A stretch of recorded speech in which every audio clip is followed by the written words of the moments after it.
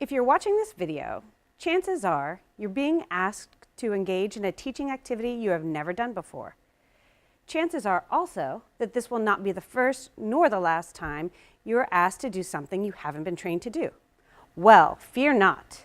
We are here to provide you with the basic tenets of debriefing team-based medical simulations. I hope you find this video lecture informative and, most importantly, concise.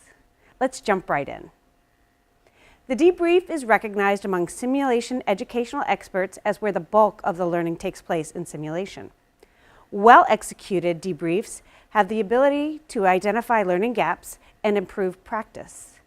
Poorly executed debriefs can negatively impact the learner and render simulation a poor learning modality. Debriefing is a unique communication method and very different than traditional education communication practices. As it may not be a skill educators are familiar or comfortable with, a variety of scripted debrief models have been introduced in the literature. PEARLS represents a synthesis of identified best practice elements of an effective debrief and provides suggested phrases to lead into each phase. You will be given a hard copy of this card for use in your debrief. Feel free to use it to keep you on track and give you suggestions on how to lead into each phase of the debrief. Let's look at the steps a little closer. The scenario may have a natural conclusion, or you may need to end it artificially for time limitations. Regardless, the first step in beginning the debrief is to let the learners know the scenario is concluded. This is called setting the scene. The card provides a suggested phrase for leading into this step of the debrief. Remember, this is a guide. You do not have to read this verbatim, but feel free to do so if you're more comfortable doing this. The next step is allowing for any emotional reactions. This is often skipped over, but in the case of a bad patient outcome or overwhelming scenario, the learners are not going to be present in the debrief if they are still emotionally charged from the event. Allow the opportunity for a discussion of emotional responses prior to going further in the debrief. Pay attention to learner cues here. The next step is where we start to review the case from the perspective of the learners. We as educators have a fixed idea as to what the scenario was about, but the learners don't always see it the same way. We ask the learners to give us a summary of the case. Here again, the PEARLS guide gives you a couple of phrases as to how to lead into this step. If the learners saw what you hoped they would see, great. If not, we will want to clarify what we hoped they would see in the analysis portion. Okay, analysis. This is the heart of the debrief. You will want to spend most of your time in debriefing in this stage.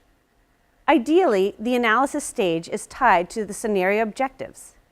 Here at Acme, each scenario will have pre-established objectives associated with each scenario. So, for example, your scenario involved a patient with a tension pneumothorax. As we discussed at the beginning of the simulation scenario, the first objective was to provide rescue interventions on a patient with traumatic respiratory distress. How does the team feel you did in achieving this objective? This, hopefully, will provide an avenue and expectation for the team to discuss this specific objective.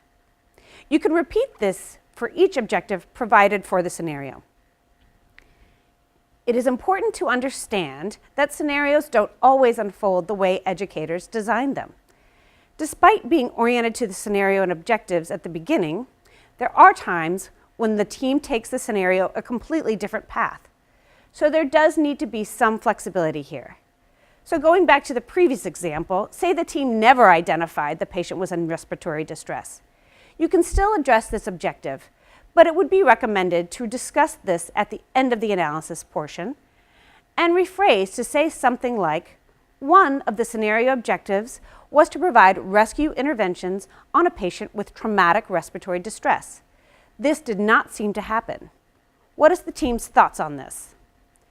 The analysis phase discusses various performance domains that can be explored in simulation scenarios.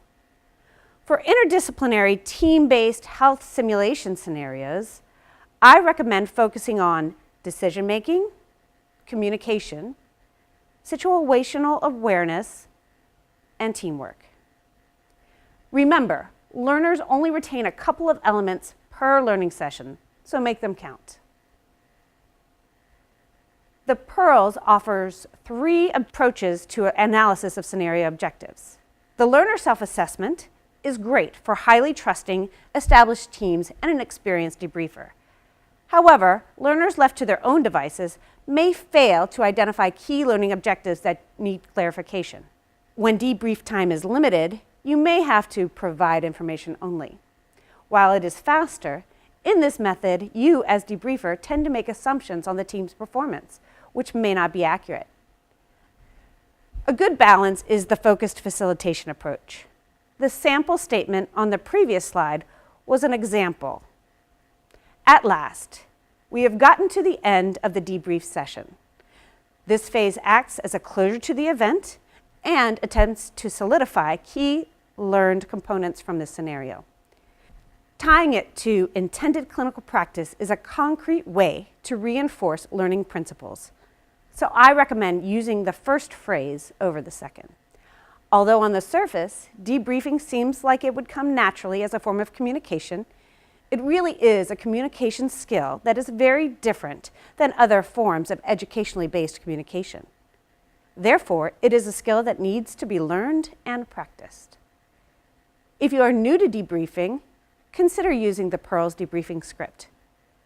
I hope you find it useful, as I hope you found this session useful. Best of luck.